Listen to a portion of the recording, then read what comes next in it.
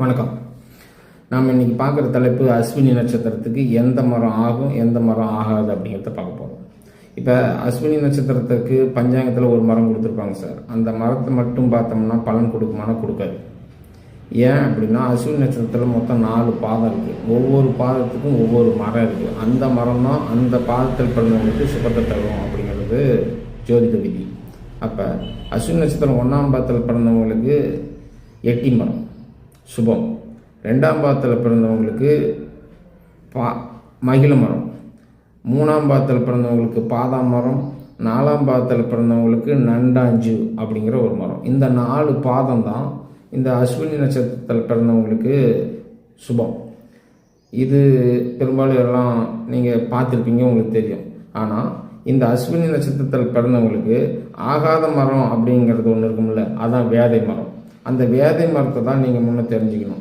முன்ன ஆகிற மரத்தை நீங்கள் நெட்டில் எதில் வேணாலும் பார்த்து தெரிஞ்சுக்கலாம். ஆனால் வேதை மரம் அப்படின்னு இருக்கிறத பார்த்து அதை உங்கள் தோட்டத்தில் வீட்டருகில் இருக்கா அப்படிங்கிறத தெரிஞ்சுக்கிட்டிங்கன்னா அடுத்த சுபத்துவத்தை தெரிஞ்சுக்கலாம். அப்போ ஆகாத மரம் அப்படின்னு அஸ்வினி நட்சத்திரம் 1ஆம் பாதத்துக்கு ஆகாத மரம் அப்படின்னு பார்த்தா பலா மரம், 2ஆம் பாதத்துக்கு ஆகாத மரம் பூவரசு மரம், 3ஆம் பாதத்துக்கு ஆகாத மரம் அரசு மரம், 4ஆம் பாதத்துக்கு ஆகாத மரம் வேப்ப மரம். இப்போ இந்த 4 வேதை மரங்கள் உங்கள் வீட்டுக்கு அருகில் இருக்கிறதா உங்கள் தோட்டத்தில் இருக்கிறதா அப்படின்னு முன்னே பார்த்துங்க அஸ்வினி நட்சத்திரத்தில் இருக்கவங்க. அப்போ இந்த உங்களுடைய பாதத்துக்கு நேரம் ஆகாத மரம் எதை சொன்னமோ அந்த மரத்தை எடுத்துட்டிங்கன்னா உங்களுக்கு சுபம். அப்போ நாங்கள் மரத்தை வெட்ட சொல்கிறோமா அப்படிங்கிற மாதிரி யோசிக்காதீங்க. உங்களுடைய சுபத்துவத்துக்காக நாங்கள் இதை சொல்கிறோம்.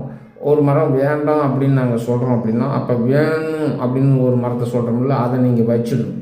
ஒரு மரத்தை அகற்றிட்டீங்க, வேதை மரம் கண்டுபிடிச்சிட்டிங்க.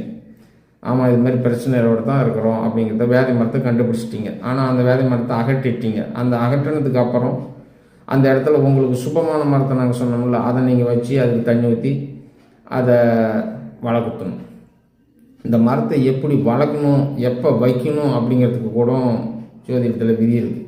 அதாவது அஸ்வினி நட்சத்திரத்தில் பிறந்தவங்க அதுக்கு முந்தைய நாள் நட்சத்திரம் ரேவதி நட்சத்திரம் வருதில்ல, அந்த ரேவதி நட்சத்திரத்தை அன்னைக்கு நவதானியங்களை ஊற வச்சு அந்த இரவு ஃபுல்லாக அந்த நவதானியம் அந்த வீட்டில் ஊறிக்கிட்டு இருந்து அடுத்த நாள் அஸ்வினி நட்சத்திரம் பிறந்தவுடன் உங்கள் நட்சத்திர பாதத்துக்கு ஏற்றாப்புல சொல்லியிருக்கோம்ல அந்த கண்ணை எடுத்து இந்த உங்கள் தோட்டத்திலோ உங்கள் தோட்டத்துக்கு அருகிலோ இல்லை தோட்டத்துக்கு தோற்றமே இல்லை வீட்டுக்கு அருகில் மரம் வைக்க இடமும் இல்லை அப்படின்னா ஒரு பொது இடத்துல நீங்கள் அன்றாடம் அதை பார்த்துக்கிற மாதிரி இருக்கிற ஒரு பொது ஸ்தானத்தில் ஒரு கோயில் நிலத்தில்